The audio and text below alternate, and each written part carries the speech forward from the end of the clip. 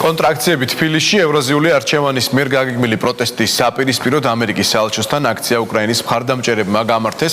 არასამთავრობო ორგანიზაცია ევრაზიული არჩევანის მიერ გაპირებული აქცია კი მოგვიანებით მაინც შედგა, თუმცა დიღომში გუდვილის მიმდებარე ტერიტორიაზე, ასევე როგორც ამერიკის საელჩოსთან გუდვილის მიმდებარედაც დიდი რაოდენობით სამართალდამცველები იყვნენ მობილიზებული, მათ კონტრაქციის წარმომადგენლებს ევრაზიული არჩევანის საპროტესტო აქციის დაშლის საშუალება არ მისცეს. სწორედ ამის გამო კონტრაქციის რამოდენიმე წარმომადგენელსა და საპატრულო პოლიციის შორის მცირე დაპირისპირებას დაფიქსირდა.